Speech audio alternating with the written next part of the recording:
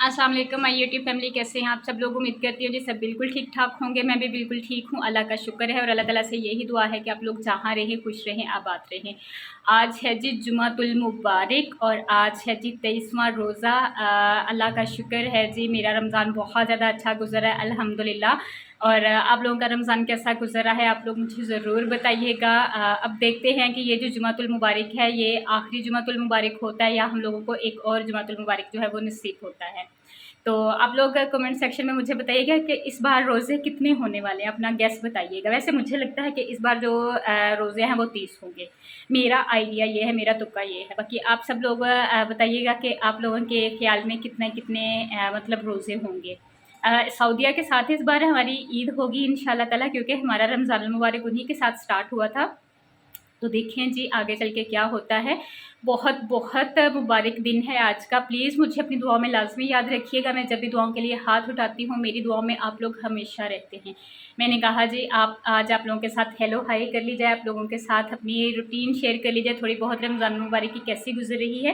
वैसे तो रमज़ान की रूटीन जो है वो सेम सेम है। मतलब रात में थोड़ा लेट सोते हैं क्योंकि इतनी जल्दी सोने की आदत नहीं है। बाकी जी सुबह उठ जाते हैं। आजकल मैं उठ रही हूँ 3:15 बजे। पहले मैं 3:30 उठती थी, लेकिन यह कि आजकल जो रमज़ान सहरी का टाइम है वो जल्दी ख़त्म हो जाता है। तो मैं 3:15 बजे उठ जाती हूँ, फिर उठ के सहरी वगैरह करती हूँ, अपने लिए सहरी बनाती हूँ, फिर वो खाते पीते आपको बताइए कि फजर की अज़ान का टाइम हो जाता है। फिर उसके बाद नमाज़ पढ़ती हूँ और फिर मैं सो जाती हूँ। मैं कुरान पाक जो है वो मैं दिन के टाइम पढ़ती हूँ। मैं ये नहीं कहूँगी नहीं जी मैं फजर के टाइम ये नमाज़ के बाद पढ़ती हूँ, हालाँकि तब पढ़ना चाहिए, लेकिन ये है कि नींद बहुत ज़्यादा आ रही होती है। तो मेरी कोशिश होती है कि मैं अगर पढ़ती हूँ तो मतलब थोड़ा-सा ज़्यादा टाइम दे लूँ। तो मैं यही प्रेफ़र करती हूँ कि मैं सो जाऊँ और उसके बाद जब मैं रिलैक्स होके उठूँ तो फिर उसके बाद मैं जो अपने बाकी के काम हैं वो सारे के सारे करूँ। तो बस जी ऐसी रूटीन है। तकरीबन 9:30 पौने 10 बजे फिर मैं उठ जाती हूँ। घर के दूसरे काम होते हैं। हेल्पर आपी के साथ थोड़े बहुत काम करवाने पड़ते हैं। अम्मी रोज़े नहीं रख रही, नाना अबू नहीं रख रहे, तो इसलिए फिर उनके नाश्ते का काम शाम होता है वो अम्मी कर लेती हैं। किचन को मैंने देखना होता है, फिर दोपहर में लंच का काम होता है। तो ये सारी की सारी रूटीन आजकल सेम रूटीन चल रही है। रमज़ान की वजह से बाहर निकला भी कहीं नहीं जा रहा, क्योंकि एक तो एकदम से गर्मी बहुत ज़्यादा स्टार्ट होगी और दूसरा आपको पता है कि रोज़े के साथ अगर आप कहीं बाहर जाते हैं गर्मी में स्पेशली, तो उसके बाद आपको रोज़ा लगना शुरू हो जाता है। तो इसलिए मैं बाहर जाने से अवॉइड ही करती हूँ। मेरी सेम रूटीन चल रही है। मैंने कहा आज फिर आप लोगों के साथ अपने जुमातुल मुबारक की रूटीन शेयर कर लेती हूँ। क्या सारा दिन मैं क्या करूँगी और क्या नहीं करूँगी, क्या-क्या काम हैं जो मैं मतलब डेली रूटीन में करती हूँ, और वह सारे के सारे ऐसे ही चल रही हैं। सारा कुछ आप लोगों के साथ शेयर करूँगी। सबसे पहले अगर आपने मेरे चैनल व्लॉग्स बाय हुमा को सब्सक्राइब नहीं किया तो प्लीज़ मेरे चैनल को सब्सक्राइब कर लें। मेरी वीडियोज़ को लाइक कीजिएगा, शेयर कीजिएगा, बेल आइकन के बटन को प्रेस करना नहीं भूलिएगा। उससे जो मेरी आने वाली न्यू वीडियो है सबसे पहले आप लोगों को देखने को मिलेंगी।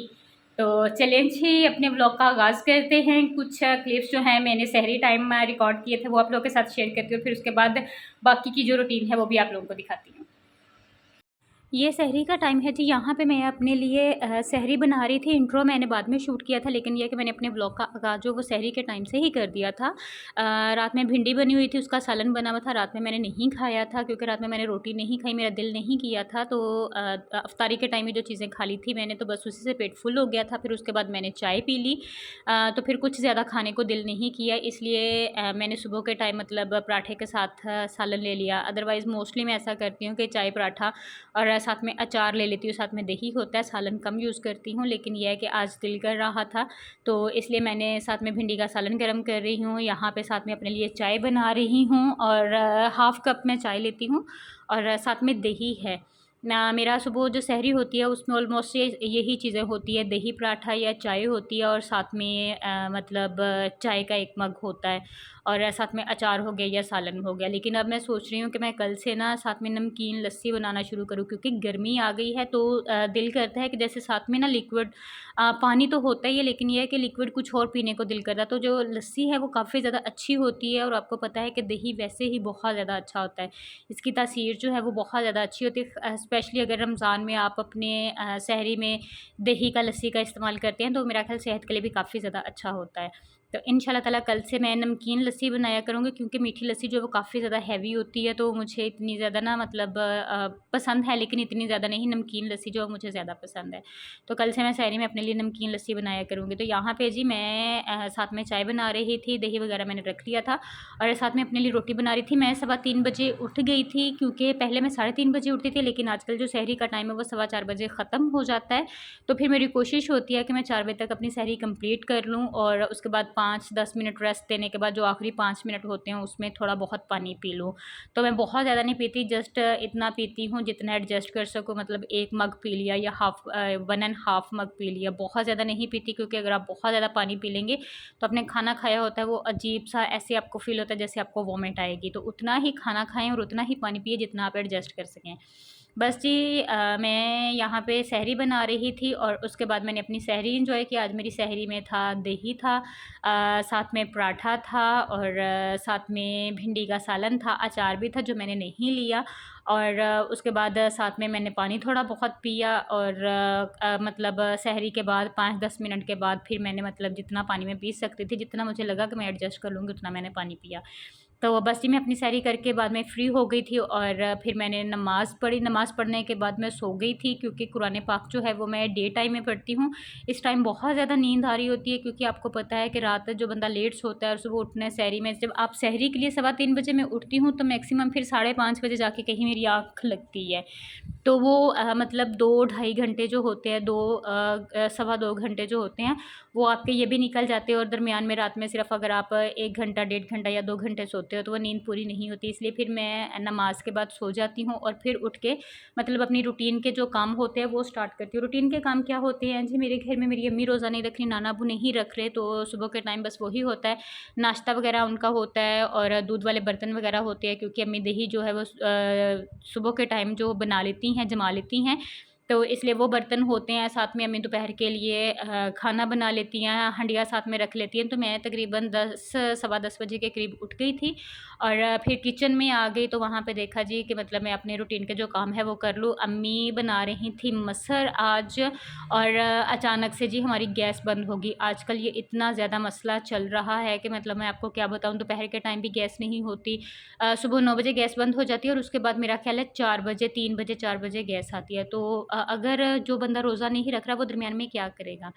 तो बस ऐसे ही है जी, मैंने मतलब बर्तन वगैरह वॉश किए और फिर उसके बाद जो स्लैब्स वगैरह थी उनको सारा क्लीन अप किया और उसके बाद जो बर्तन हैं उनको साफ़ करके तो कैबिनेट्स में रखा। फिर मेरी हेल्पर आपी जो है वो भी आज जल्दी आ गई थी, तो वो काम कर रही थी, तो मैंने सोचा कि उतनी देर तक 2-3 सूट हैं प्रेस करने वाले, वो मैं प्रेस कर लेती हूँ। उसके बाद मैंने वॉशिंग मशीन लगानी थी, लेकिन मैंने कहा कि वो एक दफ़ा अपना काम कंप्लीट कर लें तो फिर मैं अपना काम स्टार्ट करूँगी, क्योंकि अगर वो काम कर रही होंगी साथ में मैं अपना काम स्टार्ट कर दूँ तो वो सारा एक अजीब-सा हो जाता है, फिर मेसी सा काम हो जाता है और मुझे मेसी काम बिल्कुल भी पसंद नहीं है। एक बंदा फ्री हो जाए फिर आप अपना काम स्टार्ट करो, तो मेरा ख़्याल है इस तरह से काम बहुत अच्छे तरीके से चलते रहते हैं।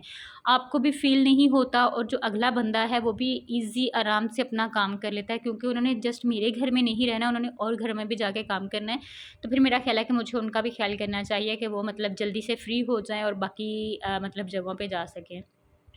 तो बस जी यहाँ पे मैं कपड़े प्रेस कर रही थी और उसके बाद मैंने वॉशिंग मशीन लगा ली। कपड़े मेरे थोड़े से वॉश करने वाले थे, बहुत ज़्यादा नहीं थे, लेकिन फिर भी 3-4 दिन के जमा थे।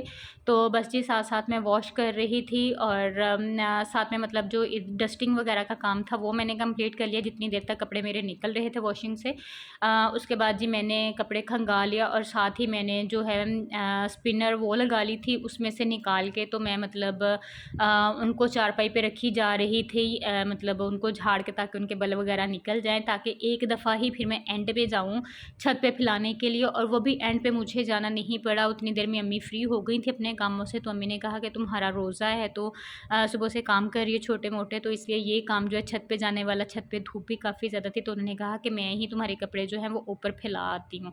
तो ये वाला जो सारा काम है वो मेरा अम्मी ने कर दिया था जी। फिर मैं कपड़े-शपड़े वगैरह वॉश करके तो फ्री हो गई थी। उसके बाद दोपहर का सालन अम्मी ने बनाया हुआ था, तो सिर्फ 2-3 रोटियां बनानी थी अम्मी के लिए और नाना अब्बू के लिए, वो फिर मैंने रोटियां बनाई। और उसके बाद फिर मैंने ज़ोहर की नमाज़ पढ़ी। मैं फ़्रेश हो गई थी क्योंकि आज जुमातुल मुबारक था, तो ऑब्वियसली गुस्ल करना था और फिर उसके बाद कपड़े वगैरह चेंज करने थे। तो फिर मैंने गुस्ल किया तकरीबन 2 बजे के करीब मैं फ़्री हुई थी। और फिर 1:30-2 बजे, और फिर मैंने ज़ोहर की जो नमाज़ है मेरी, वो मैंने अदा की, क्योंकि आज मैंने नमाज़ पहले नहीं पढ़ी थी। मैंने यही सोचा था कि जब मैं कामों से फ़्री होंगी और फ़्रेश होके तो तब मैं मतलब नमाज़ पढ़ूँगी।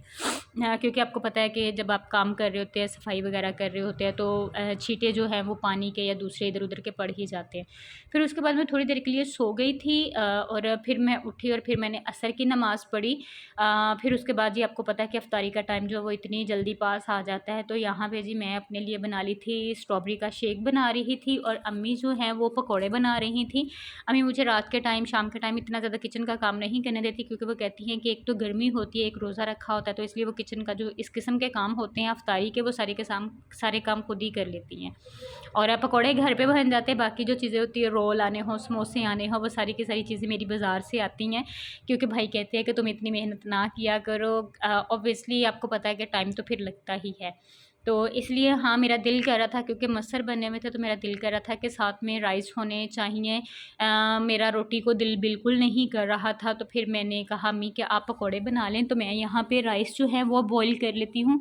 मैंने खाने थे, अम्मी ने खाने थे और नाना अब्बू ने। भाई लोगों ने कहा था कि वो बाज़ार से कुछ खा लेंगे, उन्होंने नहीं खाने। उन्हें जी कुछ भी पसंद नहीं आता, ना आजकल की सब्ज़ियाँ पसंद आती हैं, ना वो दालें इतनी शौक़ से खाते हैं। बस हमारे घर में चिकन होना चाहिए, चिकन वाले चावल होने चाहिए, और उसके बाद कि चिकन चिकन चिकन हर चीज़ में ये हो तो फिर वो शौक़ से खा लेते हैं। अदरवाइज़ जो सिंपल सब्ज़ियाँ हैं वो उनको बिल्कुल पसंद नहीं है। बहुत मसला होता है, हमें बड़ी टेंशन होती है कि हम लोग क्या बनाएँ, क्या ना बनाएँ।